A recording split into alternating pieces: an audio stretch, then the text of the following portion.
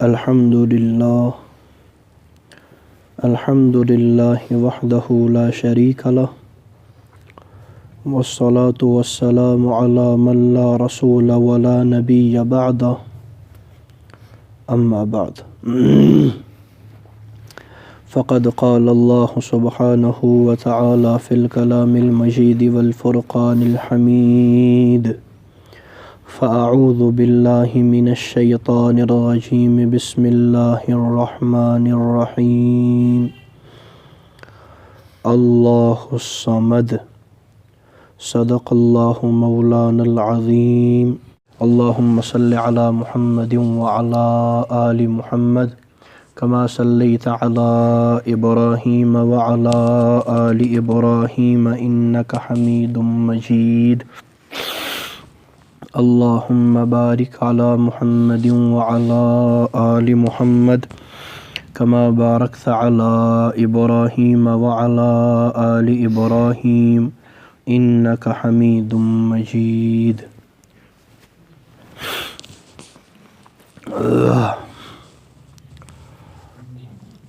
اہل سنت والجماعت کا موقف ہے کہ اللہ پاک موجود بلا جسم و مکان و جہت ہے۔ اللہ پاک موجود ہیں بغیر جسم کے، بغیر مکان کے، بغیر جہت کے۔ یہ ہمارا صاف سا اور سیدھا سا موقف ہے۔ کیا موقف ہے؟ اللہ موجود بلا جسم و مکان و جہت۔ اللہ پاک موجود ہیں بغیر جسم کے، بغیر مکان کے اور بغیر جہت کے، یعنی اللہ پاک موجود ہیں۔ تمام مسلمانوں کا عقیدہ ہے اللہ پاک موجود ہے۔ بلا جسم یعنی اللہ کا جسم نہیں ہے، اللہ جسم سے منزہ اور پاک ہے۔ نمبر 2، بلا مکان، اللہ پاک بغیر مکان کے موجود ہیں، یعنی اللہ پاک کسی خاص مکان میں مقید نہیں ہے۔ وہ بلا جہت، اور بغیر کسی خاص جہت کے۔ جہت کا معنی طرف، جہات ستہ کہا جاتا ہے، یعنی 6 طرف۔ جہات کتنی ہیں؟ 6 جہات ستہ، جن کو کہا جاتا ہے آگے، پیچھے، دائیں، بائیں، اوپر اور نیچے۔ اللہ پاک بغیر کسی ایک جہت کے موجود ہیں۔ دیکھیے سیدھی سی بات ہے کہ اللہ پاک تمام مکانوں کے بنانے والے ہیں، کسی مکان کے محتاج نہیں ہیں۔ اللہ پاک تمام جہات کے بنانے والے ہیں، کسی بھی جہت کے محتاج نہیں ہیں۔ اوپر کی جہت کو کس نے بنایا؟ اللہ نے۔ نیچے کی جہت کو کس نے بنایا؟ اللہ نے۔ دائیں جہت کو کس نے بنایا؟ اللہ نے۔ بائیں جہت کو کس نے بنایا؟ اللہ نے۔ آگے والی جہت کو کس نے بنایا؟ اللہ نے۔ اور پیچھے والی جہت کو کس نے بنایا؟ اللہ نے۔ اللہ پاک ان تمام جہات کے بنانے والے ہیں، ان کے خالق ہیں، لہٰذا اللہ پاک ان جہات میں سے کسی بھی ایک جہت کے محتاج نہیں ہیں، بلکہ یہ تمام جہات، تمام مخلوقات اللہ پاک کی محتاج ہیں، اللہ کسی کے محتاج نہیں ہے۔ نہ اللہ پاک کسی ایک خاص مکان میں مقید ہے اور نہ اللہ پاک کسی جہت کے محتاج ہیں، لہٰذا یہی معنی ہے۔ اور نہ اللہ پاک کا جسم ہے، تو یہ معنی ہے کہ اللہ موجود بلا جسم و مکان و جہت۔ یہ ہمارا صاف صاف موقف ہے، ٹھیک ہے نا جی۔ اب سنیے لا مذہب غیر مقلدین کا موقف، بڑا عجیب و غریب اور گمراہ کن موقف ہے۔ ان کا موقف یہ ہے کہ اللہ پاک صرف اور صرف عرش پر ہے۔ یہ ہے غیر مقلدوں کا موقف۔ اللہ پاک صرف اور صرف عرش پر ہے، یہ غیر مقلدوں کا موقف ہے۔ تو اب اللہ پاک کے لیے مکان بھی ثابت ہو گیا، اللہ پاک کے لیے معاذ اللہ جہت بھی ثابت ہو گئی۔ جو آدمی کہتا ہے اللہ پاک صرف اوپر، اس نے اللہ پاک کو عرش یعنی عرش کو بنایا مکان، اور اللہ پاک کو اس کا کیا بنایا؟ معاذ اللہ مکین بنایا۔ تو دیکھیے اللہ پاک کے لیے مکان بھی ثابت کر دیا، اور نمبر 2 اس نے اللہ پاک کے لیے جہت بھی ثابت کر دی، جہت فوق اوپر کی جہت، تو اللہ پاک کو مکان میں مقید بھی کیا اور اللہ پاک کو جہت فوق کا محتاج بھی بنا دیا۔ تو غیر مقلدوں کا جو موقف ہے یہ صراحتاً اللہ پاک کی صمدیت کا انکار ہے۔ اسی لیے ہم کہتے ہیں کوئی غیر مقلد اللہ پاک کو صمد مانتا ہی نہیں، حالانکہ قرآن پاک میں صاف ہے اللہ الصمد، اللہ پاک کیا ہے؟ صمد ہیں، اللہ پاک بے نیاز ہے، اللہ پاک صمد ہیں۔ صمد کس کو کہا جاتا ہے؟ الذی لا یحتاج الی احد وکل احد یحتاج الیہ، تفسیر نصفی میں کہ صمد کہا جاتا ہے وہ جو کسی کا بھی محتاج نہ ہو اور ہر ایک اس کا محتاج ہو، وہ صمد ہے۔ اور غیر مقلدوں نے اللہ پاک کو جہت فوق کا محتاج کر دیا، اللہ پاک کو معاذ اللہ کسی ایک مکان کا محتاج کر دیا، یہ تو اللہ پاک کے صمد ہونے کا انکار ہے۔ لہٰذا غیر مقلد اللہ پاک کو صمد نہیں مانتے۔ یہ غیر مقلدوں کا بڑا عجیب و غریب موقف ہے کہ اللہ پاک صرف اور صرف عرش پر، تو اللہ پاک کو مکان میں بھی مقید کر دیا اور اللہ پاک کو جہت کا بھی محتاج بنا دیا، جہت فوق کا محتاج بنا دیا۔ حالانکہ ہم کہتے ہیں نادانو، اللہ پاک جہت کے محتاج نہیں، اللہ پاک جہت فوق کے محتاج نہیں، اللہ پاک تو جہت فوق کے خالق ہیں، خالق کل شیء، اللہ پاک ہر چیز کے پیدا کرنے والے، ہر چیز ان کی مخلوق، اللہ پاک سب کے خالق، اللہ پاک سب کے مالک۔ اوپر کی جہت اللہ نے بنائی، نیچے کی جہت اللہ نے بنائی، دائیں جہت بائیں جہت، آگے والی جہت اور پیچھے والی جہت اللہ نے بنائی۔ اللہ پاک کسی جہت کے محتاج نہیں بلکہ ہر جہت اللہ پاک کی محتاج۔ تو غیر مقلدوں نے کیا کیا؟ غیر مقلدوں نے اللہ پاک کو جہت فوق کا محتاج بنا دیا، ایک مکان میں مقید کر دیا۔ اور دیکھیے غیر مقلد اگرچہ جسم کی بات اپنے منہ سے صراحتاً نہیں کہتے، لیکن قرائن وہ ویسے ہی پیش کرتے ہیں کہ اللہ کے لیے جسم ماننا پڑے، حالانکہ وہ اپنے منہ سے نہیں کہتے، قلم سے لکھتے نہیں صراحتاً، لیکن وہ باتیں ایسی بناتے ہیں، قرائن ایسے پیش کرتے ہیں کہ خود بخود اللہ کے لیے جسم ماننا پڑتا ہے۔ اسی لیے میں بار بار یہ کہتا ہوں کہ لا مذہب غیر مقلدین یہ مجسمہ، مشبہہ اور حشویہ فرقے کا نیا ایڈیشن ہے۔ کیا ہے؟ مجسمہ، مشبہہ اور حشویہ فرقے کا نیا ایڈیشن ہے۔ یہ بڑی زبردست گمراہ کن راہ پر مسلمانوں کو، اہل سنت والجماعت کو لگانا چاہتے ہیں۔ دیکھیے غیر مقلد اگرچہ اپنے منہ سے نہ کہیں لیکن ان کی باتوں سے یہی لگتا ہے نا، تو بڑا وٲنس کۭژاہ چھے، کتھو تل چھُے نہٕ تران سمجھ، تو باتوں سے معلوم ہو جاتا ہے۔ غیر مقلد یہ بات منہ سے نہیں کہتے، لیکن جو بھی غیر مقلدوں کے ساتھ تھوڑا سا اٹھا بیٹھا ہو، اس نے ان کی ذہنیت دیکھی ہو اور ان کی باتیں دیکھی ہوں، وہ صاف اندازہ لگا سکتا ہے کہ غیر مقلدوں کا ایک تصور ہے دماغ میں، جس کا وہ صراحتاً اس طریقے سے اظہار کرتے نہیں، لیکن ان کے دماغ میں ایک تصور سا بنا ہوا ہے۔ کیا تصور بنا ہے؟ ان کو لگتا یہ ہے کہ اوپر یعنی عرش ان کو لگتا ہے کہ ایک یعنی آپ گمان کر لیجئے ایک چھت جیسی ہے، فلائی ووڈ کی ایک چھت آپ تصور کر لیں، اور اس کے اوپر ان کو کوئی لگتا ہے کہ اس کے اوپر بیٹھا ہے اور یوں کر کے وہ یعنی نیچے دیکھ رہا ہے۔ ٹھیک، یہ غیر مقلدوں کا تصور ہے جو ان کی باتوں سے صاف آیا ہے کہ اوپر ایک چھت ہے، عرش کو مان لیں، اور اس کے اوپر ایک ذات ہے اور وہ نیچے دیکھ رہی ہے۔ تو بھائی جس نے اللہ پاک کو مکان میں مقید کیا، جس نے اللہ پاک کو جہت کا محتاج بنایا، جہت فوق کا محتاج بنایا، تو اب اور ایک جگہ اب اس کو مانتا ہے، تو جسم نہ ماننے کی وجہ اور ایسی باتیں ان کے سامنے پیش کرتا ہے تو جسم خود بخود آدمی تصور کرنے پر مجبور ہو جاتا ہے۔ لہٰذا یہ بہت گمراہ کن موقف ہے۔ اسی لیے ایک بڑا زبردست جملہ ہے کہ لا مذہب غیر مقلدین یہ ایسا گمراہ فرقہ ہے جو خدائے بے نیاز کو محدود فی المکان مانتا ہے، حالانکہ اللہ پاک کیا ہے؟ بے نیاز، اور یہ اس اللہ کو محدود مانتے ہیں، محدود فی المکان مانتے ہیں۔ اس جملے کو اس پر آپ غور کریں، بڑا زبردست جملہ ہے کہ غیر مقلد یہ ایسا گمراہ فرقہ ہے لا مذہب غیر مقلدین کا کہ جو اللہ پاک کو، جو خدائے بے نیاز کو محدود فی المکان مانتا ہے، حالانکہ ایک طرف خدائے بے نیاز، دوسری طرف محدود فی المکان، جو متضاد چیز ہیں، اور جو محدود ہو، جو محتاج ہو، وہ بے نیاز تھوڑا ہی ہے، اور جو بے نیاز ہو وہ محدود اور محتاج تھوڑے ہو سکتا ہے۔ تو ایک طرف خدائے بے نیاز، ایک طرف ان کا عقیدہ محدود، ان کا عقیدہ، ان کا نظریہ محدود ہونے کا، جو ان کی گمراہی کی عکاسی کرتا ہے۔ تو دیکھیے ہمارا موقف، اللہ پاک موجود بلا جسم و مکان و جہت۔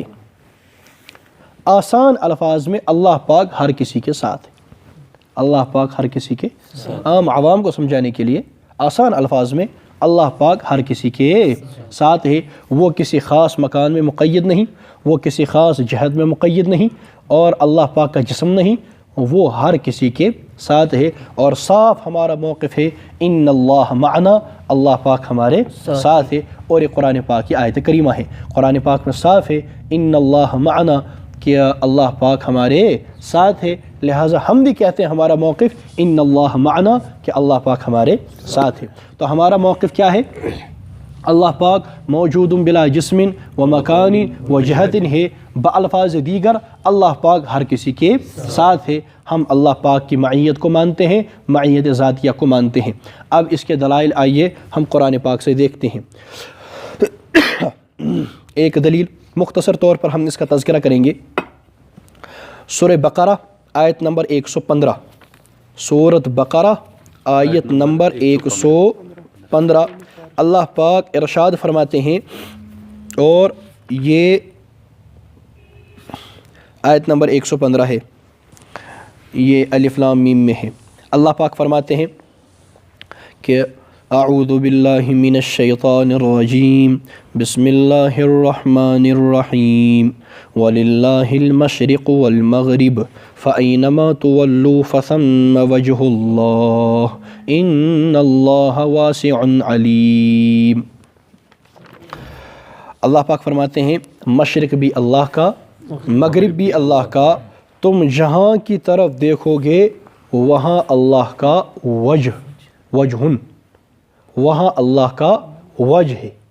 یعنی غیر مقلد اس کا ترجمہ کرتے ہیں کہ وہاں اللہ کا منہ ہے، خود غیر مقلد نے ترجمہ کیا ہے۔ ہم وجہن کا ترجمہ اللہ کے لیے منہ نہیں کرتے، غیر مقلد نے خود ترجمہ کیا ہے کہ وہاں اللہ کا کیا ہے؟ منہ۔ تم جہاں کی طرف دیکھو گے وہاں اللہ کا منہ ہے۔ فَأَيْنَمَا تُوَلُّوا فَثَمَّ وَجْهُ اللَّهِ، تم جہاں کی طرف دیکھو گے، جہاں کی طرف نظر دوڑاؤ گے وہاں اللہ کا منہ ہے، یہ غیر مقلد نے ترجمہ کیا ہے۔ ہم کہیں گے وہاں اللہ کا وجہ ہے، وہاں اللہ پاک کا وجہن ہے، ٹھیک ہے نا جی؟ آپ مجھے بتائیے یہ جو وجہن ہے یہ ذات کا ہوتا ہے یا علم کا ہوتا ہے؟ وجہن جس کا ترجمہ غیر مقلد نے کیا کیا ہے؟ منہ، وہ ذات کا ہوتا ہے یا علم کا ہوتا ہے؟ ذات کا ہوتا ہے نا۔ وجہن ذات کا ہوتا ہے، وجہن علم کا نہیں ہوتا۔ اللہ پاک کے لیے جسم کی بحث نہیں، اللہ پاک جسم سے پاک ہیں، منزہ ہیں۔ ہاں اللہ پاک کے لیے کس کی بحث ہے؟ ذات کی، علم کی۔ تو وجہن کس کا ہوتا ہے؟ ذات کا، وجہن علم کا نہیں ہوتا۔ تو قرآن پاک نے کہا فَأَيْنَمَا تُوَلُّوا فَثَمَّ وَجْهُ اللَّهِ، تم جہاں کی طرف دیکھو گے وہاں اللہ کا وجہن ہے، وہاں اللہ کا وجہن ہے۔ وجہ اللہ، اللہ کا وجہ، چونکہ یہ مضاف ہے تو یہاں اس پر تنوین نہیں آئے گی، جب ہم الگ پڑھیں گے تو وجہن پڑھا جائے گا۔ تو وہاں اللہ کا وجہن ہے، جس کا غیر مقلد صاف ترجمہ کرتے ہیں کہ وہاں اللہ کا منہ ہے۔ تو دیکھیے اللہ پاک تم جہاں کی طرف دیکھو گے وہاں اللہ ہی اللہ ہے، یہ قرآن پاک نے بیان کر دیا۔ وجہن ذات کا ہوتا ہے، وجہن علم کا نہیں ہوتا۔ تو کتنی آیتیں ہوئیں؟ ایک آیت صاف، وَلِلَّهِ الْمَشْرِقُ وَالْمَغْرِبُ فَأَيْنَمَا تُوَلُّوا فَثَمَّ وَجْهُ اللَّهِ، مشرق بھی اللہ کا، مغرب بھی اللہ کا، تم جہاں کی طرف دیکھو گے وہاں اللہ ہی اللہ ہے۔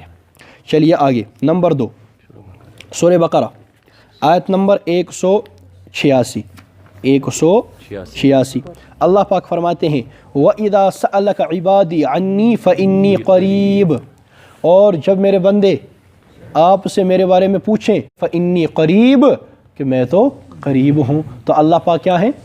قریب۔ اللہ فرماتے ہیں انی قریب، بے شک میں قریب ہوں۔ غیر مقلد کہتے ہیں ہوا بعید، اللہ دور ہے۔ اللہ فرماتے ہیں میں قریب ہوں.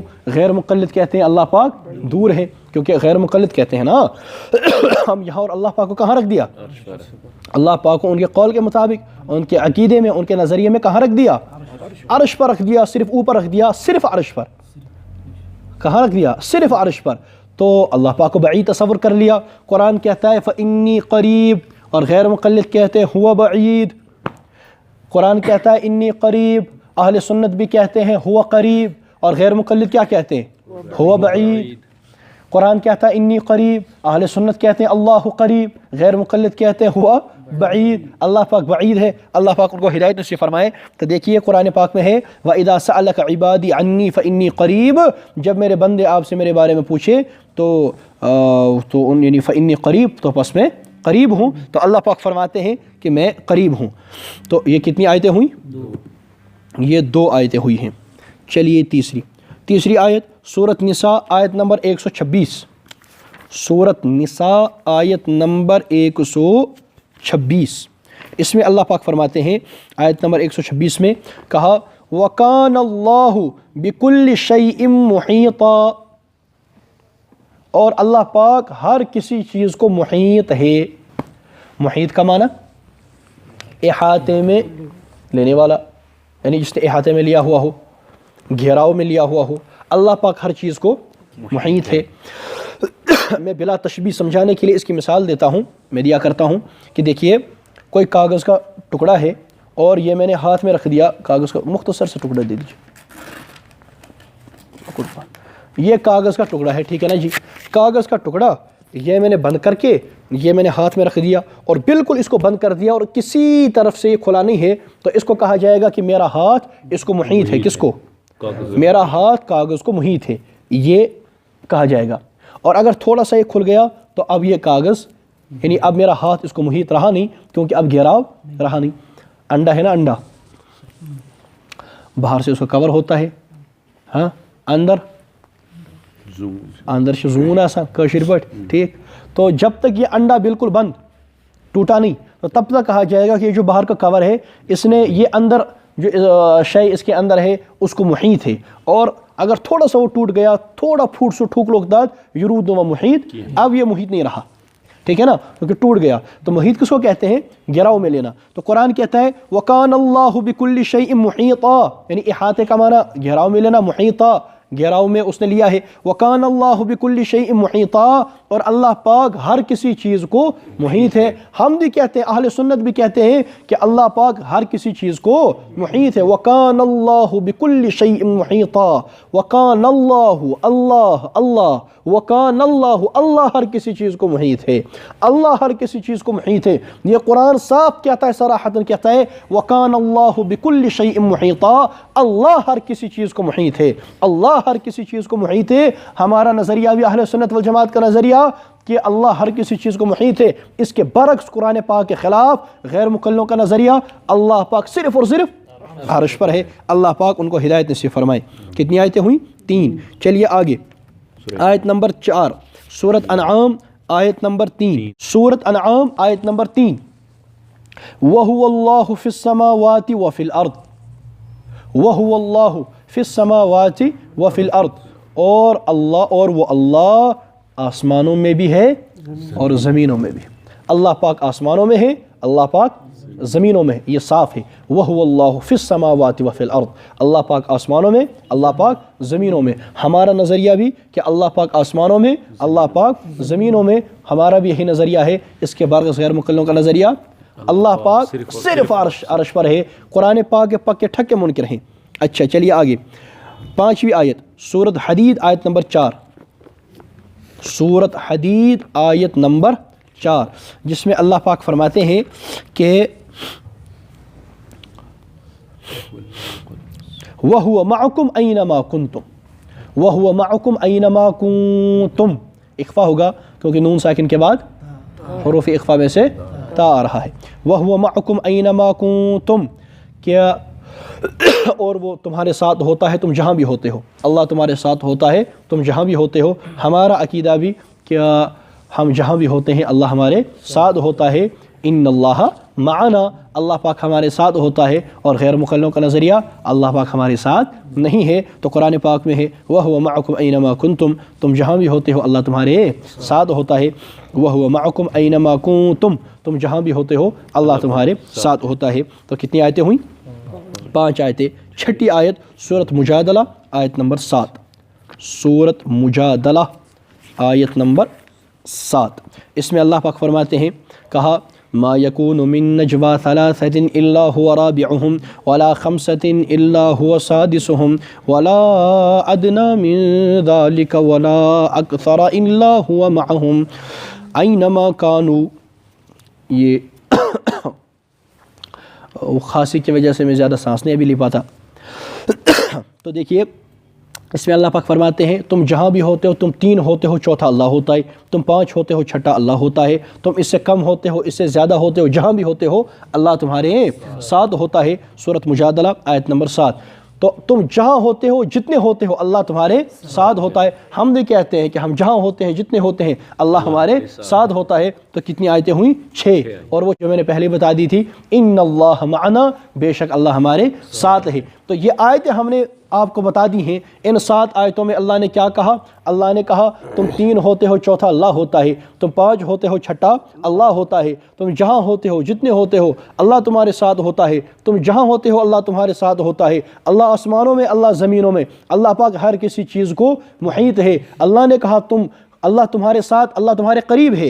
अल्लाह पाक ने कहा कि मशरिक भी अल्लाह का, मगरिब भी अल्लाह का, तुम जहाँ की तरफ देखोगे वहाँ अल्लाह ही अल्लाह है, वहाँ अल्लाह ही अल्लाह है। तो आप मुझे बताइए, यही हमारा नज़रिया है और यही बात हम कहते हैं। ये मैंने, और कुरान कहता है इन्नल्लाह मअना, बेशक अल्लाह हमारे साथ है। तो हमने कहा अल्लाह हमारे साथ है। ये 7 आयत करीमा मैंने आप हज़रात के सामने पेश की हैं। इन 7 आयत करीमा के अंदर कुरान खोल खोल के बयान कर रहा है कि अल्लाह पाक हर किसी के साथ है, अल्लाह पाक हर चीज़ को मुहीत है, अल्लाह पाक तुम्हारे साथ है, और अल्लाह पाक आसमानों में है, अल्लाह पाक ज़मीनों में है, तुम जहाँ की तरफ देखोगे वहाँ अल्लाह ही अल्लाह है। ये कुरान पाक ने साफ बयान कर दिया और अल्हम्दुलिल्लाह ये हमारा मौक़िफ़ है। और गैर मुक़ल्लिदीन इसके पक्के ठक्के मुनकिर हैं। अब डायरेक्ट इनकार नहीं कर सकते गैर मुक़ल्लिद। तो उन्होंने पता है क्या किया? गैर मुक़ल्लिदों ने अब सराहतन इनकार तो बनने पड़ेगा, तो बहाना बना लिया। बहाना क्या बनाया? कहा जी इन आयात से मुराद इल्म है, इन आयात से मुराद इल्म। ये गैर मुक़ल्लिद कहते हैं इन आयात से मुराद इल्म है। तो अब हमारे जवाबात आप सुनिए। पहला जवाब, पहली बात कि अगर इन आयात से मुराद इल्म है आप कहते हैं, तो इसकी आप दलील पेश करें कुरान से और सही हदीस से। आप कुरान पाक की एक आयत करीमा पेश करें जिसमें लिखा हो कि इन आयात से मुराद इल्म है, ज़ात नहीं है। क्योंकि आपके दिमाग की बात तो हम नहीं मानेंगे ना, आपके घर की बात हम नहीं मानेंगे, आपको दलील देनी पड़ेगी। तो आप कुरान पाक से एक आयत करीमा पेश करें जिसमें लिखा हो कि ये इससे मुराद इल्म है, इससे मुराद ज़ात नहीं है। या कोई सही सरी मरफू हदीस पेश करें जिसमें आका अलैहिस्सलातु वस्सलाम ने फरमाया हो कि इन आयात से मुराद इल्म है, इनसे मुराद ज़ात नहीं है। अगर आप ऐसी कोई दलील पेश करते हैं तो ठीक, वरना ये आपके घर की बात, एक बात। दूसरी बात, गैर मुक़ल्लिदीन इसकी तावील करते हैं, मुरादी माना लेते हैं ना, इससे मुराद इल्म है, इसी को क्या कहते हैं? तावील। तो गैर मुक़ल्लिदीन इन आयात के अंदर तावील करते हैं और कहते हैं कि इससे मुराद इल्म है। तो मैं गैर मुक़ल्लिदों से कहता हूँ कि अगर तावील अब आपके यहाँ जायज़ ठहरी, अगर आप इन 7 आयात की तावील करते हैं, तो जब 7 आयात की तावील हो सकती है तो एक आयत अर्रहमानु अलल अर्श इस्तवा की तावील क्यों नहीं हो सकती? क्यों ना हम उसी आयत की तावील कर लें? बात समझ आई भाई? जब 7 आयात की तावील हो सकती है तो एक आयत की तावील क्यों नहीं हो सकती? जब आप इतनी आयात के अंदर तावील करेंगे, कहेंगे इससे मुराद इल्म है, तो अगर किसी साहब ने कह दिया कि हम अर्रहमानु अलल अर्श इस्तवा में ही तावील करते हैं और तावील करके कहेंगे कि यहाँ इससे मुराद गलबा है, यहाँ इससे मुराद फ़लाँ चीज़ है, तो आप उस पर एतराज़ क्यों करते हैं? आप उस पर सहक़बा क्यों होते हैं? अगर किसी आदमी ने अर्रहमानु अलल अर्श इस्तवा की तावील कर ली तो गैर मुक़ल्लिद बहुत चिल्लाते हैं, चीखते हैं, देखो तावील इख्तियार कर गया है, हालांकि कुरान पाक ने तावील की मज़म्मत की है। क्या कहते हैं गैर मुक़ल्लिद? قرآن پاک نے تعویل کی مذمت کی ہے۔ اور بابا جب آپ الرحمن علی العرش استویٰ کے وقت کہتے ہیں کہ قرآن پاک نے تعویل کی مذمت کی ہے، تو ان 7 آیات میں آپ تعویل کس منہ سے کرتے ہیں اور آپ کس بنیاد پر تعویل کرتے ہیں؟ جب الرحمن علی العرش استویٰ ایک آیت میں تعویل نہیں ہو سکتی تو 7 آیات میں تعویل کیسے ہو سکتی ہے؟ بات سمجھ آئی؟ تو دیکھیے غیر مقلدوں کی یہ بات نہ قرآن میں ہے نہ حدیث میں ہے۔ قرآن پاک میں کہیں نہیں لکھا ان آیات سے مراد علم ہے، نہ کسی صحیح سری مرفوع حدیث میں، ذخیر حدیث میں کوئی ایسی حدیث ہے جس میں لکھا ہے کہ ان آیات سے مراد علم ہے، بلکہ غیر مقلدوں کی گھر کی بات ہے۔ اور اگر تعویل کرنی ہی ہے تو آپ الرحمن علی العرش استویٰ کی تعویل کریں، آپ کو اس کی تعویل کرنے کی ضرورت نہیں ہے۔ تو یہ میں نے لکھا ہے، یہ آپ تھوڑا سا اس کو سن لیں، کیونکہ ابھی وہ پرنٹ والا ہمیں باہر ملا نہیں، تو انشاءاللہ وہ پرنٹ کر کے بھی ہم دے دیں گے۔ تو ابھی ہم نے یہ موبائل میں لکھا ہوا ہے، یہ میں نے مضمون اس پر ترتیب دیا ہے 2 صفحوں کے اندر، بڑا آسان سا ہے۔ اللہ پاک موجود بلا مکان ہے، اللہ پاک موجود بلا جسم و مکان و جہت ہے، اللہ پاک ہر کسی کے ساتھ ہیں۔ دلائل از قرآن پاک، نمبر 1 سورۃ بقرہ آیت نمبر 115، نمبر 2 سورۃ بقرہ آیت نمبر 186، نمبر 3 سورۃ نساء آیت نمبر 126، نمبر 4 سورۃ انعام آیت نمبر 3، نمبر 5 سورۃ حدید آیت نمبر 4، اور نمبر 6 سورۃ مجادلہ آیت نمبر 7، اور نمبر 7 ان اللہ معنا، اللہ پاک ہمارے، بے شک اللہ پاک ہمارے ساتھ ہیں۔ لا مذہب حضرات اس میں تعویل کرتے ہیں کہ اس سے مراد علم ہے۔ ہماری گزارشات، پہلی گزارش، اس کی دلیل قرآن و صحیح مرفوع حدیث سے صراحتاً پیش کی جائے کہ ان آیات سے مراد علم ہے، اور قیامت تک غیر مقلد ایسا نہیں کر سکتے۔ نمبر 2، اگر تعویل ہی کرنی ہے تو پھر کیوں نہ الرحمن علی العرش استویٰ کی ہی تعویل کی جائے، ہے نا؟ جب کرنی ہی ہے تو اسی کی کر لو۔ نمبر 3، تعویل کی مذمت میں قرآن پاک کے اندر اللہ پاک کا ارشاد غرامی موجود ہے، سورۃ آل عمران آیت نمبر 7۔ اس کے باوجود لا مذہب حضرات بغیر کسی اضطرار کے درجہ یقین میں تعویل کرتے ہیں۔ غیر مقلدین جو اس میں تعویل کرتے ہیں وہ درجہ ظن میں کرتے ہیں، درجہ یقین میں کرتے ہیں؟ وہ درجہ یقین میں کرتے ہیں، وہ یقینی طور پر کہتے ہیں کہ اس سے مراد کیا ہے؟ علم ہے، اور ان کے یہاں کوئی اضطرار، کوئی مجبوری بھی نہیں ہے، تو بغیر کسی اضطرار کے اور درجہ یقین میں وہ اس کی تعویل کرتے ہیں، حالانکہ قرآن پاک نے تعویل کی مذمت کی ہے۔ سورۃ آل عمران آیت نمبر 7، ہم وہ آیت کریمہ آپ حضرات کو سنا دیتے ہیں۔ اللہ پاک فرماتے ہیں کہ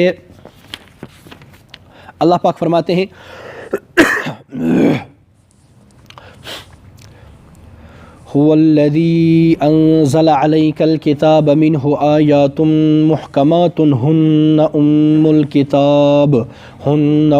الكتاب وأخر متشابهات فأما الذين في قلوبهم زيغ فيتبعون ما تشابه منه ابتغاء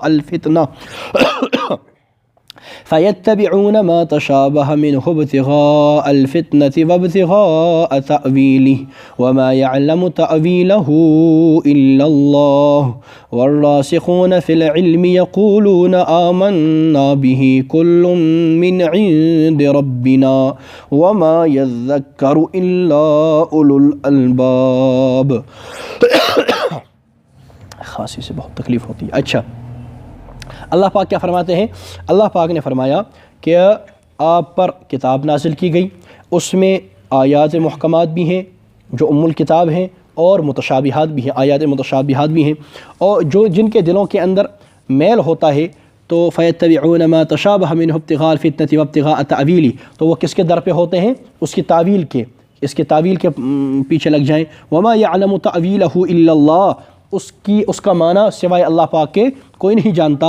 والراسخون فی العلم یقولون آمنا به کل من عند ربنا، اور جو علم میں راسخ ہوتے ہیں، علم میں پختہ ہوتے ہیں، وہ کیا کہتے ہیں؟ وہ کہتے ہیں ہم نے ان پر ایمان لایا، اور کل من عند ربنا یہ کس کی طرف سے ہے؟ اللہ کی طرف سے ہے۔ وما یذکر الا اولو الالباب، تو جو راسخون فی العلم ہوتے ہیں وہ کیا کہتے ہیں؟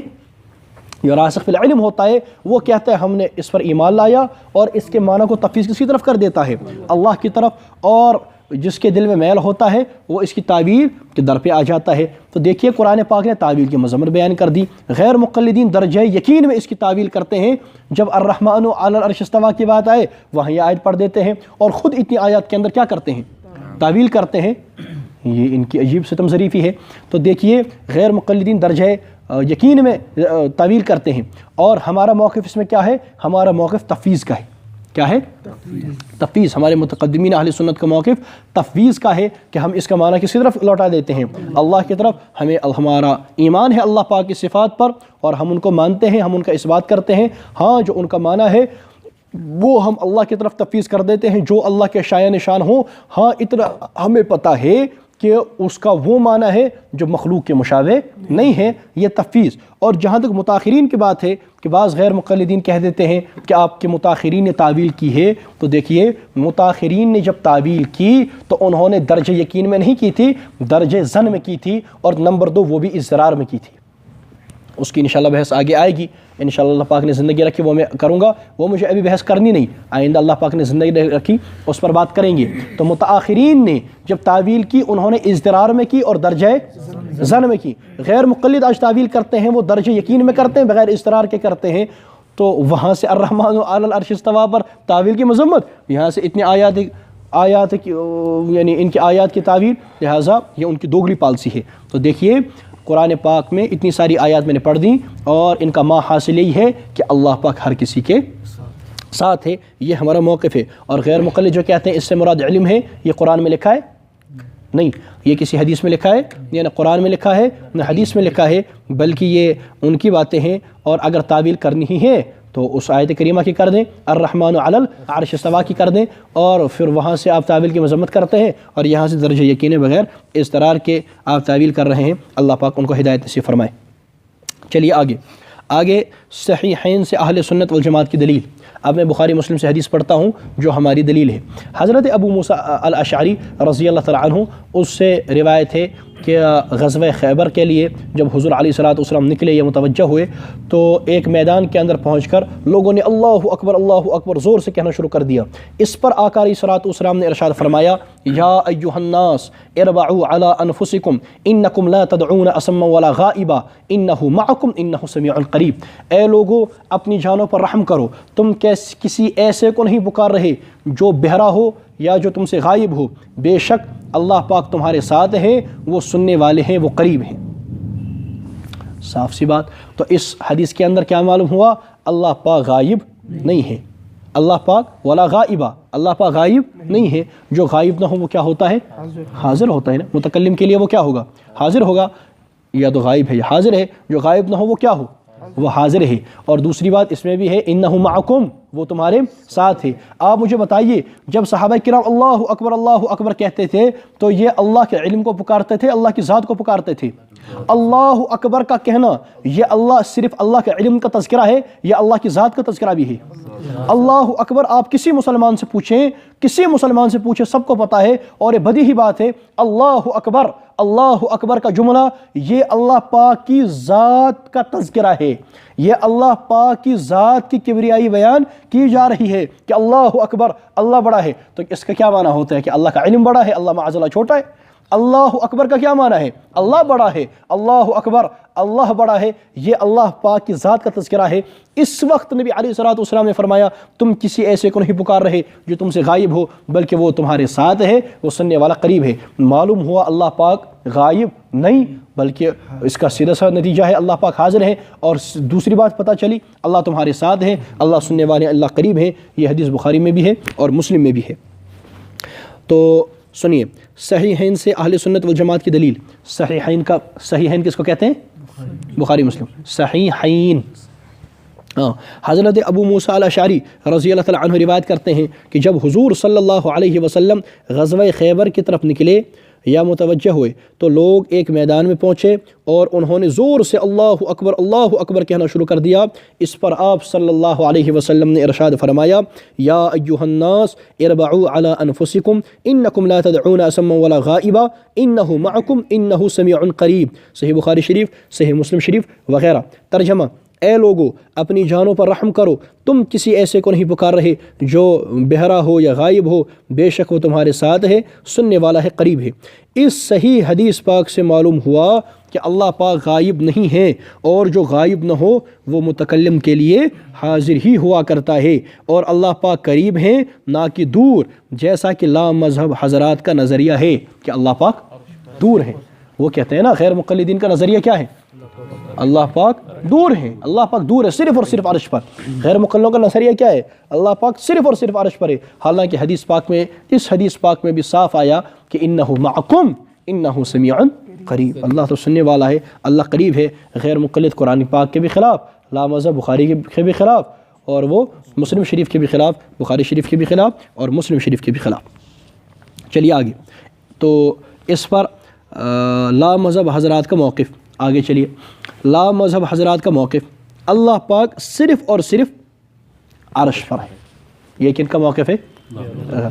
سنی ہماری گزارشات.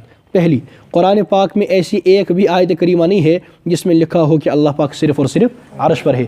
پورے قرآن پاک میں یہ میرے سامنے رکھا ہوا ہے، غیر مقلد دکھا دیں ایک آیت کریمہ نکال کر کے رکھیں غیر مقلدین جس میں لکھا ہو کہ اللہ پاک صرف اور صرف عرش پر ہے. قیامت تک ایسی کوئی آیت پیش نہیں ہو سکتی. نمبر دو، ذخیر حدیث میں ایسی ایک بھی صحیح سری مرفوع حدیث نہیں ہے جس میں لکھا ہو کہ اللہ پاک صرف اور صرف عرش پر ہے.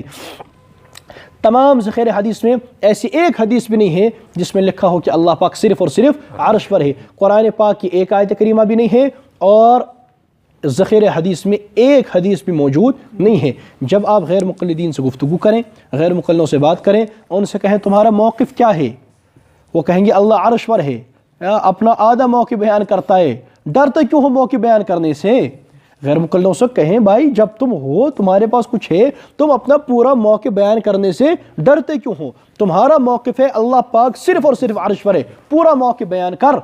اگر تمہارے پاؤں مضبوط ہیں پورا موقع بیان کر، اللہ پاک صرف اور صرف عرش پر ہے. وہ کہے گا، اگر ہوگا تھوڑی سی اس کو اپنے موقف کی کچھ غیرت آ گئی تو کہے گا اللہ پاک صرف اور صرف عرش پر ہے. جب اس نے کہہ دیا اللہ پاک صرف اور صرف عرش پر ہے، اس سے مطالبہ کرنا ہے قرآن پاک کی ایک آیت کریمہ پیش کر، محمد مصطفیٰ صلی اللہ علیہ وسلم کی ایک صحیح سری مرفوع حدیث پیش کر جس میں لکھا ہو کہ اللہ پاک صرف اور صرف عرش پر ہے. قیامت آ جائے گی، غیر مقلد نہ ایسی آیت پیش کر سکتا ہے نہ ایسی صحیح حدیث پیش کر سکتا ہے. حتیٰ یلج الجمل فی سم الخیاط، قیامت تک ایسی کوئی آیت کریمہ، ایسی کوئی حدیث پاک پیش نہیں ہو سکتی جس میں غیر مقلدوں کے اس موقف کی آبیاری کی گئی ہو، وہ موجود ہو. اچھا، کمال کی بات یہ ہے کہ آج کے زمانے میں لا مذہب غیر مقلدین سب سے زیادہ جو بحث کرتے ہیں اسی موضوع پر کرتے ہیں، اللہ کہاں. اور کمال کی بات یہ ایسا موضوع ہے جس میں غیر مقلدوں کے پاس ایک آیت بھی نہیں ہے، نہ ایک حدیث ہے. عجیب مصیبت. سب سے زیادہ بحث کس پر کرتے ہیں؟ اسی موضوع پر. اور یہ وہ موضوع جس پر غیر مقلدوں کے پاس نہ ایک آیت نہ ایک حدیث، کوئی نہیں. ایک آیت، ایک. ان سے کہے نا، ان سے کہیے گا ایک بس ایک. جیسے وہ پہلے وہ کیا کہا کرتے تھے ہمارے لوگوں سے، ایک ہے. ان سے کہیے ایک، بس ایک بس ایک آیت حدیث، ایک آیت حدیث جس میں لکھا ہو اللہ پاک صرف اور صرف عرش پر. ایک، اس کے علاوہ کچھ نہیں، بس ایک. صرف قرآن پاک کی ایک آیت یا ایک صحیح سری مرفوع حدیث نہیں ہے بھائیا، نہیں ہے. سب گھوٹالہ ہے، گھوٹالہ در گھوٹالہ. کچھ بھی نہیں ہے. اچھا، جب کچھ بھی نہیں ہے تو پھر وہ اتنا شور کیوں کرتے ہیں؟ اچھا، شور کیوں کرتے ہیں؟ تو اب کچھ نہ کچھ دکھانا ہے نا، دھوکہ کسی نہ کسی چیز سے دینا ہے. تو اب دیکھیے وہ دھوکہ کن کن چیزوں سے دیتے ہیں، ان کی میں مختصر طور پر بات کر دیتا ہوں چند منٹوں کے اندر تاکہ بات کچھ صاف ہو جائے.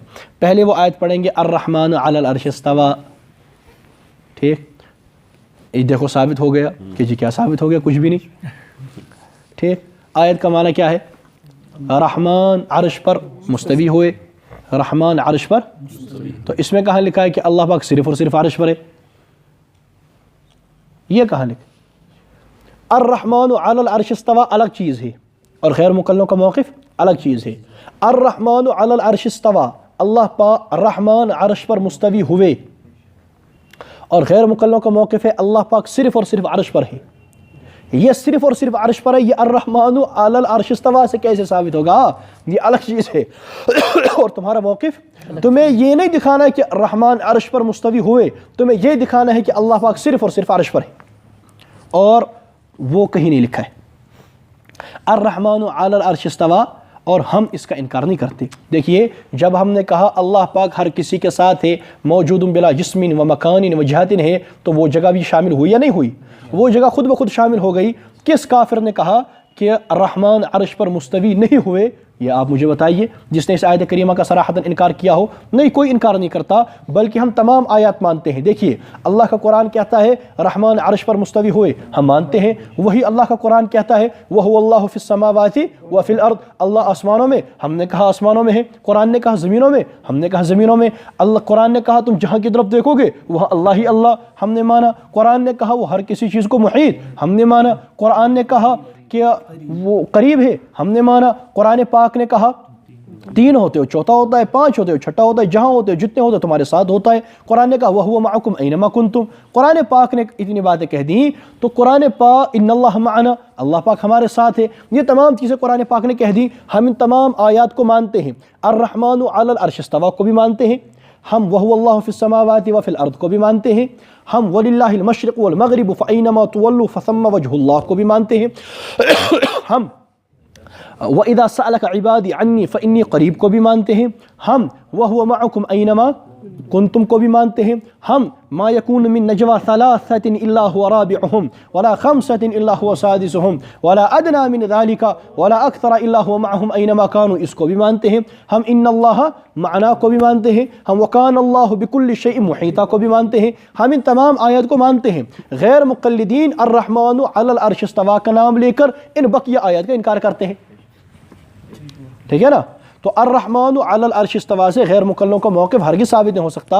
یہ آیت کریمہ الگ چیز ہے اور غیر مقلدوں کا موقف الگ چیز ہے۔ غیر مقلدوں کا موقف یہ ہے کہ اللہ صرف اور صرف عرش پر ہے، یہ الرحمن علی العرش استوى سے ثابت نہیں ہو۔ اس کا کس نے انکار کیا؟ تم دکھاؤ رحمان یعنی اللہ پاک صرف اور صرف عرش پر ہے، یہ کہاں لکھا ہے؟ تو میں نے اس پہ لکھا ہے کہ معلوم ہوا کہ لا مذہب حضرات کا یہ دعویٰ قرآن و حدیث سے باہر ہے۔ لا مذہب حضرات قرآن کریم کی ایک آیت کریمہ الرحمن علی العرش استوى پڑھ کر لوگوں کو دھوکہ دیتے ہیں کہ دیکھو ہمارا موقف قرآن پاک میں ہے۔ ہماری گزارشات: نمبر 1، لا مذہب حضرات کا موقف ہے کہ اللہ پاک صرف اور صرف عرش پر ہیں، جبکہ اس آیت کریمہ میں ایسی کوئی بھی بات نہیں کہی گئی۔ نمبر 2، لا مذہب حضرات ہماری پیش کردہ 6 آیات میں تعویل کرتے ہیں، بلکہ میں نے 7ویں بھی کہہ دی، ان میں تعویل کرتے ہیں۔ تو پھر اس ایک آیت میں تعویل کیوں نہیں ہو سکتی؟ او بھائی جب ان آیات کے اندر تعویل ہو سکتی ہے تم کرتے ہو، تو اس ایک آیت میں تعویل کیوں نہیں ہوگی؟ اس کی کون سی وجہ ہے؟ نمبر 3، یہ آیت کریمہ ہرگز ہمارے موقف کے خلاف نہیں ہے، کیونکہ جب ہم نے کہا اللہ پاک بغیر کسی ایک مخصوص جگہ میں ہونے کے موجود ہیں تو اس میں عرش بھی شامل ہو گیا۔ الحمدللہ، یہ آیت کریمہ ہمارے خلاف ہم تمام آیات کو مانتے ہیں۔ ہاں غیر مقلدین اس آیت کو لے کر کے ان دیگر آیات کا انکار کرتے ہیں، ہم اس آیت کا انکار نہیں کرتے۔ غیر مقلدین اس کے نام پر دیگر آیات کا انکار کرتے ہیں۔ جب ہم نے کہا موجود بلا جسم و مکان و جہت، تو اس کے اندر جو عرش کی یہ جگہ ہے یہ بھی خود بخود شامل ہو گئی۔ ہاں ہم اس جگہ میں اللہ پاک کو مخصوص نہیں مانتے، کیونکہ پھر اللہ پاک کو مقید ماننا پڑے گا، جہت فوق محتاج ماننا پڑے گا، جو اللہ پاک کی صمدیت کا انکار ہے۔ چلیے آگے، دوسری تو کیا پیش کرتے ہیں غیر مقلدین؟ الرحمن علی العرش استوى، تو اس کا جواب کیا ہے؟ غیر مقلدوں کا موقف ہی دوسری چیز ہے، یہ اسے ثابت ہی نہیں ہو سکتا۔ اور نمبر 2، جب ان آیات میں وہ تعویل کرتے ہیں اس میں کیوں نہیں کر سکتے؟ اور نمبر 3، یہ آیت کریمہ ہمارے موقف کے خلاف نہیں ہے، بلکہ غیر مقلدوں کے موقف کی دلیل بھی نہیں ہے، کچھ بھی نہیں ہے، نہ ہمارے خلاف ہے نہ ان کی دلیل ہے۔ لہٰذا اس آیت کو پڑھ کر کے لوگوں کو وہ اپنی طرف سے دھوکہ دیتے ہیں کہ دیکھو الرحمن علی العرش استوى، حالانکہ اس سے ان کو کوئی ثابت ہونے والا نہیں ہے۔ اور دوسری بات، غیر مقلدین آگے وہ پیش کرتے ہیں باندی والی روایت، وہ جو باندی سے پوچھا گیا اللہ کہاں ہے تو اس نے کیا کہا؟ فی السما، اس نے کہا فی السما، تو غیر مقلد کہتے ہیں دیکھو مسئلہ ثابت ہو گیا، انا للہ و انا الیہ راجعون۔ غیر مقلدوں کا موقف کیا ہے؟ اللہ صرف اور صرف، حدیث پاک کیا پیش کر رہے ہیں؟ فی السما، کہاں ہے؟ اب عرش پر ہے یا آسمانوں میں؟ ثابت کیا کرنا ہے؟ صرف اور صرف عرش۔ حدیث کیا پڑھ رہے ہیں؟ فی السما۔ اور ان کے سامنے وہ لوگ کرنے والے، ان کو ثابت کیا کرنا ہے؟ اللہ صرف اور صرف عرش پر ہے۔ اور دلیل کیا دی جا رہی ہے؟ فی السما، باندی نے کہا فی السما، او بھائی عرش الگ چیز ہے اور آسمان الگ چیز ہے. آپ کو ثابت کرنا ہے کہ رحمان صرف اور صرف عرش پر ہے, اللہ پاک صرف اور صرف عرش پر ہے, اور آپ ثابت کیا کر رہے ہیں؟ فی السما. یہ تو ہماری دلیل ہے کہ ہم کہتے ہیں اللہ پاک عرش کے اوپر بھی, اللہ پاک آسمانوں میں بھی, اللہ پاک زمینوں میں بھی. تو یہ جو فی السما ہے, یہ فی السما ہمارے موقف میں داخل ہے, فی السما غیر مقلد کے موقف میں داخل, کیونکہ غیر مقلد کیا کہتے ہیں؟ اللہ پاک صرف اور صرف عرش, اللہ پاک صرف اور صرف عرش پر, لہٰذا یہ غیر مقلدوں کے موقف سے باہر ہے, یہ غیر مقلدوں کے موقف میں داخل. غیر مقلدوں کو ثابت کرنا ہے کہ اللہ پاک صرف اور صرف عرش پر, اور غیر مقلد ثابت کیا کر رہے ہیں؟ آسمان. یہ تو ہماری دلیل ہے اور وہ دے رہے ہیں اور کہہ رہے ہیں کہ ہم نے ثابت کر دیا. اللہ پاک ان کو عقل نصیب فرمائے. تو چلیے آگے میں نے لکھا ہے لا مذہب حضرات باندی والی روایت پیش کیا کرتے ہیں کہ جب اس سے اللہ پاک کے بارے میں پوچھا گیا تو اس نے فی السما کا لفظ کہا تھا, یعنی اللہ پاک آسمان میں ہے. ہماری گزارشات: نمبر 1, آپ کا دعویٰ ہے کہ اللہ پاک صرف عرش پر ہیں اور دلیل اللہ پاک کے آسمان میں ہونے کی پیش کی جا رہی ہے. سبحان اللہ. عرش ایک الگ شے ہے اور آسمان الگ. آسمان آپ کے دعوے سے خارج ہے جبکہ ہمارے دعوے میں شامل ہے. آسمان ہمارے دعوے میں شامل ہے, تمہارے دعوے سے خارج ہے. تو یہ تو ہماری دلیل ہے, یہ تمہاری دلیل تھوڑی ہے. خرد کا نام جنوں رکھ دیا, جنوں کا خرد, جو چاہے آپ کا حسن کرشمہ ساز کرے. نمبر 2, اس روایت کے معنی پر علماء اہل سنت نے کافی بحث کی ہے جو کہ تفصیل طلب ہے. انشاءاللہ آئندہ وقت میں اس پر تفصیل سے کلام کیا جائے گا. آئندہ اتوار انشاءاللہ دیگر کچھ باتیں ہیں اور اس پر میں مستقل نوٹ لکھ کر کے آؤں گا. کس روایت پر؟ اس باندی والی روایت پر. آئندہ اس پر میں انشاءاللہ آئندہ اتوار تفصیل سے گفتگو کروں گا تاکہ بات اور کھل جائے. یہ بہت اہم موضوع ہے اور غیر مقلد اس پر بہت لوگوں کو گمراہ کر رہے ہیں, تاکہ اس پر اور کھل کر کے بات آ جائے. تو فی الحال اتنی بات یاد رہی, فی السما سے غیر مقلدوں کا موقف ثابت, ان کو ثابت کرنا ہے صرف اور صرف عرش پر, اور وہ ہمارے موقف کی دلیل پیش کرتے ہیں. یہ تو ہماری دلیل ہے, اس سے ہمارا موقف ثابت ہو رہا ہے اور آئندہ انشاءاللہ اس پر اور کلام کیا جائے گا. چلیے آگے. لا مذہب حضرات بعض واقع معراج سے استدلال کرتے ہیں. کس سے؟ میں اس سے پہلے بھی بات کر چکا ہوں مختصر طور پر. پہلی بات, غیر مقلدوں کا موقف کیا ہے یہ یاد ہمیشہ رکھنا ہے. یہ موقف کیا ہے؟ صرف اور صرف عرش پر. غیر مقلد ثابت کر کے دیں صحیح سری مرفوع حدیث سے کہ رسول پاک علیہ الصلوۃ والسلام معراج کی رات عرش پر گئے تھے. ثابت کر کے دیں. جبکہ ان کے توصیف الرحمن صاحب کی تقریر میں نے سنی, وہ صاف انکار کرتے ہیں کہ رسول پاک علیہ الصلوۃ والسلام عرش پر نہیں گئے. کتنے منہ ہیں تمہارے؟ ایک طرف سے صاف کہتے ہو کہ حضور عرش پر, دوسری طرف سے کہتے حضور گئے اور عرش پر ملاقات ہوئی. ثابت ہو گیا. بھائی کیا کرتے ہو؟ لہٰذا پہلی بات تو آپ ثابت کریں رسول پاک علیہ الصلوۃ والسلام, صحیح حدیث سے ثابت کریں, صحیح سری مرفوع حدیث سے کہ رسول پاک علیہ الصلوۃ والسلام کہاں گئے؟ عرش پر گئے تھے. حالانکہ یہاں آپ کے مولوی کیا کرتے ہیں؟ انکار. اور نمبر 2, یہ جانے سے میں بات کرتا اس پر تفصیلاً, اگر آئندہ انشاءاللہ اور گفتگو ہوگی آئندہ اس پر بھی بات کر لیں گے. دیکھیے غیر مقلد حضرات جو ہیں, اگر ملاقات کا نام لے کر اور جانے کا نام لے کر اللہ پاک کے لیے ثابت کریں گے کہ اللہ پاک ایک مقید جگہ میں ہے, پھر اللہ پاک کوہ طور پر بھی ثابت ہو جائیں گے اور اللہ پاک ہر جگہ بھی ثابت ہو جائیں گے. کیوں کہ موسیٰ علیہ الصلوۃ والسلام ہم کلام ہونے کے لیے کہاں تشریف لے جاتے؟ کوہ طور پر. اور جب بھی مسلمان کو اللہ پاک سے ہم کلام ہونا ہو, لقاء کا شوق ہو, تو مسلمان ہر پاک جگہ پر نماز شروع کر کے اللہ پاک سے ہم کلام ہو سکتا ہے, اللہ پاک سے ملاقات, تو ہر جگہ ثابت ہو گئے. سمجھ آئی؟ تو واقع معراج سے آپ کی دال گل نہیں سکتی. آپ پہلے ثابت کر کے دیں کہ عرش پر گئے تھے, اور بقیہ پھر نہیں وہاں کیوں لے گئے, تو آئندہ میں اس پر تفصیل سے بات کروں گا. اس پر پیچھے ہوئی بھی ہے, سوشل میڈیا پر موجود بھی ہے, آئندہ اور بھی انشاءاللہ کر لیں گے. فی الحال میں اتنی باتیں کہتا ہوں جتنی میں نے اس میں لکھی ہے مختصر طور پر. لا مذہب حضرات بعض واقع معراج سے استدلال کرتے ہیں. ہماری گزارشات: نمبر 1, لا مذہب حضرات واقع معراج میں حضور صلی اللہ علیہ وسلم کے عرش پر جانے کی صحیح سری مرفوع حدیث سنائیں, جبکہ ان کے مولوی صاف کہتے ہیں کہ حضور صلی اللہ علیہ وسلم معراج کی رات عرش پر نہیں گئے. یہ ان کے وہ مولوی کہتے ہیں. نمبر 2, لا مذہب حضرات اگر ملاقات کا نام لے کر اللہ پاک کے کسی ایک جگہ میں مقید ہونے کو ثابت کرتے ہیں, اچھا تو پھر اللہ پاک کا کوہ طور پر بلکہ ہر جگہ ہونا بھی ثابت ہو جائے گا, کیونکہ حضرت موسیٰ علیہ السلام اللہ پاک سے ہم کلام ہونے کے لیے کوہ طور پر تشریف لے جاتے تھے, اور ہر مسلمان اللہ پاک سے ہر پاک جگہ نماز کے ذریعے ملاقات کر سکتا ہے اور کرتا ہے. بات سمجھ آئی؟ تو اس سے بھی ہمارا ہی موقف ثابت ہوگا، تمہارا موقف ثابت نہیں ہوگا۔ چلیے آگے، لا مذہبوں کا وسوسہ اور ڈھکوسلا کہ اگر اللہ پاک ہر جگہ ہیں تو کیا گندی جگہوں میں بھی ہیں؟ یہ ہے نا، دلچا اللہ پاک ہوتے، دلچا اللہ پاک یہ ہے، اس کو دلیل نہیں کہتے، اس کو کیا کہتے ہیں؟ اس کو ڈھکوسلا کہتے ہیں، اس کو وسوسہ کہتے ہیں۔ وسوسوں اور ڈھکوسلوں سے عقیدے ثابت نہیں ہوا کرتے، نظریے ثابت نہیں ہوا کرتے۔ تو غیر مقلدوں کا جو ڈھکوسلا ہے اور ان کا یہ جو وسوسہ ہے، مختصر طور پر اس کے بارے میں سنیں۔ پہلی بات، اگر غیر مقلد اہل سنت والجماعت کے موقع پر ایسے عقلی اعتراض کریں گے تو پھر ہمیں بھی عقلی سوال کرنے کا حق حاصل ہوگا، تو پھر ہمارے بھی سوال ہیں، تم جواب دے دو۔ نمبر ایک، اگر تمہارا ان کا جو موقف ہے، نمبر ایک سوال، اگر اللہ پاک صرف اور صرف عرش پر ہے تو جب عرش نہیں تھے تب اللہ پاک کہاں تھے؟ کیونکہ اللہ پاک خالق ہیں اور عرش مخلوق ہے۔ اللہ پاک ازل سے ہیں، ہمیشہ سے ہیں، عرش ہمیشہ سے۔ جب عرش نہیں تھا تب اللہ پاک کہاں تھے؟ جب عرش نہیں تھا تب اللہ پاک کہاں تھے؟ تمہیں اس کا جواب دینا پڑے گا۔ دوسرا سوال، اگر تم کہتے ہو اللہ پاک صرف اور صرف عرش پر ہے تو اللہ پاک مکین بنے اور عرش مکان بنا، اور اللہ پاک تبھی مکین بن سکتے ہیں جب عرش مکان بننے کی صلاحیت رکھتا ہو، جب وہ بڑا ہو۔ اگر اللہ پاک بڑے ہیں اور عرش بڑا ہے تو پھر تم کو کہنا پڑے گا معاذ اللہ، یہ ان کو سمجھانے کے لیے، ان کے اوقات دکھانے کے لیے یہ لفظ استعمال کرنا پڑتے ہیں، ورنہ ہمارا دل نہیں چاہتا۔ تمہیں کہنا پڑے گا کہ پھر اللہ پاک کا بعض حصہ عرش پر ہے اور بعض حصہ باہر ہے، کتنا ہے وہ متعین کر دو۔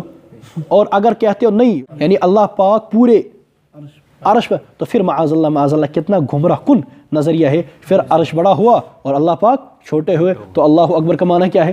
العرش اکبر کہا کرو، صاف صاف کہہ دو نا کہ عرش بڑا ہے، اللہ پاک چھوٹے ہیں، معاذ اللہ۔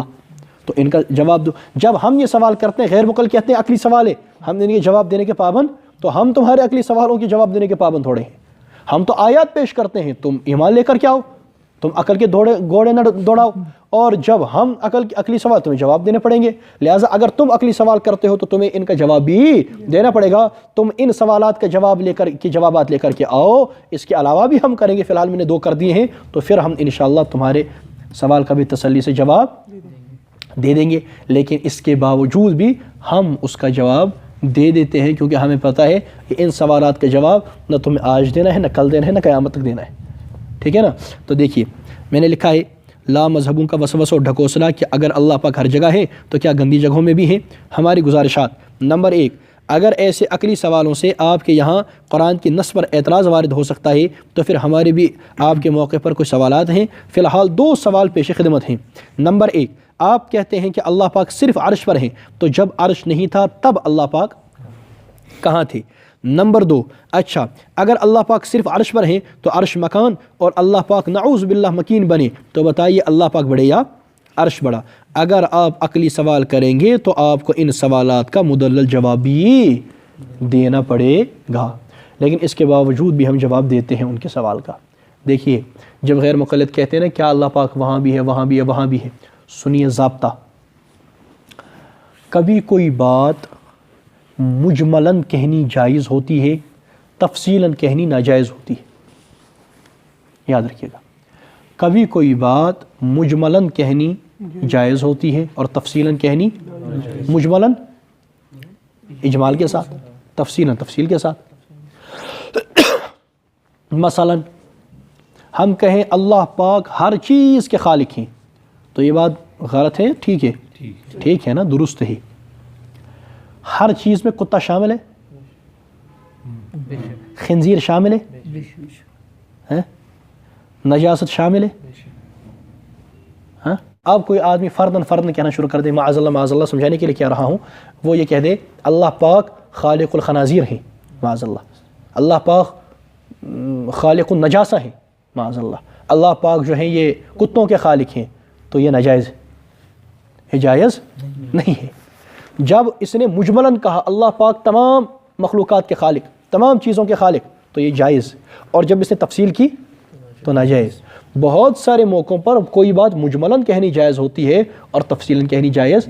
اب اگر کوئی آدمی کہہ دے اللہ پاک ہر کسی کے ساتھ ہے، اللہ پاک موجود بلا مکان بلا جسم و مکان و جہت ہے، یہ بالکل درست ہے اور اہل سنت والجماعت کا موقف ہے۔ لیکن کوئی تفصیل کرنا شروع کر دے معاذ اللہ پاک وہاں نجاست کے پاس، معاذ اللہ پاک وہاں کتوں کے پاس، تو یہ بے ادبی ہے۔ یہ کیا ہے؟ یہ بے ادبی ہے۔ جیسے خالق کل شیء درست ہے اور خالق الخنازیر معاذ اللہ بے ادبی ہے، ٹھیک ہے نا؟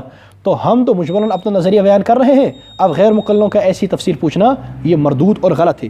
تو دیکھیے میں نے کیا کہا، بعض اوقات کوئی بات کہنی مجملاً کہنی جائز ہوتی ہے اور تفصیل ناجائز۔ جیسے کوئی شخص کہے کہ اللہ پاک ہر چیز کے خالق ہیں تو یہ بات بالکل درست ہے، مگر اس کے لیے یہ کہنا جائز نہیں کہ اللہ پاک کتوں اور نجاست کے خالق ہیں معاذ اللہ، اگرچہ یہ بھی لفظ ہر چیز میں داخل ہیں، اگرچہ یہ بھی لفظ ہر چیز میں داخل ہیں، مگر ان کا نام لے کر ایسا کہنا جائز نہیں ہے۔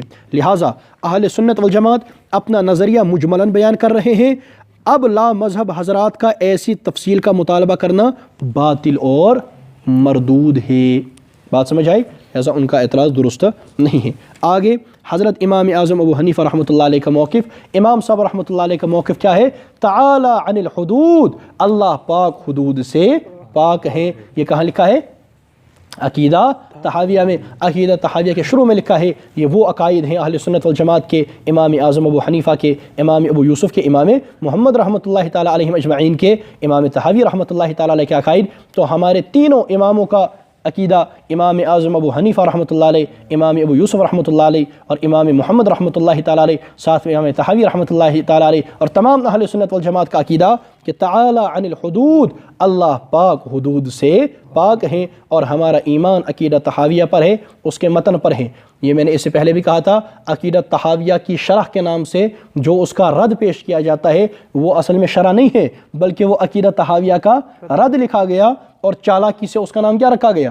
شرح رکھا گیا۔ وہ جو ابن ابی العز کی بتائی جاتی ہے، غیر مقلد خوب پھیلاتے ہیں، ابن ابی العز ایک گمراہ آدمی تھا اور اس کی شرح بالکل، وہ کتاب بڑی مردود ہے جس کو شرح کے نام پہ لکھا گیا، چال چلی گئی، وہ اصل میں عقیدہ تحاویہ کا رد لکھا گیا، نام کیا رکھا گیا؟ شرح۔ ہم رد کا نام لکھیں گے زیادہ پذیرائی نہیں ملے گی، شرح کے نام پر لوگ پڑھتے چلے جائیں گے اور ہمارا کام بھی ہوتا چلا جائے گا۔ تو میں نے اس سے پہلے بھی کہا مردود کتابیں غلط ہے، اسی لیے غیر مقلد اس کا نام لیتے ہیں۔ غیر مقلد عقیدہ تحاویہ کے پوسٹر چھاپتے ہیں، عقیدہ تحاویہ کو عنوان دیتے ہیں اور باتیں سناتے ہیں شرح عقیدہ تحاویہ کی۔ بلکہ مصیبت ان کے عبداللطیف الکندی صاحب، ان کی ایک کلپ میں نے سنی، اس میں کہتے ہیں امام ابو جعفر الطحاوی نے شرح عقیدہ تحاویہ لکھی ہے۔ کیا کہتے ہیں؟ امام ابو جعفر طحاوی نے شرح عقیدہ تحاویہ لکھی ہے، لعنت اللہ علی الکاذبین۔ اور شرح عقیدہ تحاویہ دیگر حضرات نے لکھی، مختلف لوگوں نے شرح لکھی، امام طحاوی نے کیا لکھی ہے؟ جس کو عقیدہ تحاویہ کہتے ہیں، اور عبارت کوئی اور پڑھ دیتے ہیں، کون؟ کندی صاحب۔ کتنا دھوکہ چلتا ہے! بھائی اللہ سے ڈرو، مرنا نہیں ہے، قبر میں نہیں جانا، آخرت میں پیش نہیں ہونا، لہٰذا عقیدہ تحاویہ پر ہم دستخط کرتے ہیں۔ اور میرے چیلنج بہت پہلے کا چیلنج ہے، اور میرے بہت پہلے کا اعلان ہے غیر مقلدوں کے لیے کہ غیر مقلد عقیدہ تحاویہ کے متن پر دستخط نہیں کریں گے۔ اگر کرتے ہیں، اگر تم سچ میں مانتے ہو، عقیدہ تحاویہ کے متن پر دستخط کرو جو امام طحاوی نے لکھا ہے، ٹھیک ہے نا؟ لیکن قیامت آ جائے گی، غیر مقلد زہر کا پیالہ پی سکتا ہے، عقیدہ تحاویہ کے متن پر دستخط نہیں کر سکتا۔ یہ دھوکہ چلتا ہے، گھور گھوٹالہ کہ عقیدہ تحاویہ کے نام پر شرح کا عقیدہ تحاویہ کی بات کی جاتی ہے، حالانکہ اصل مسئلہ عقیدہ تحاویہ کا ہے، وہ تو مردود اور غلط ہے، باطل ہے۔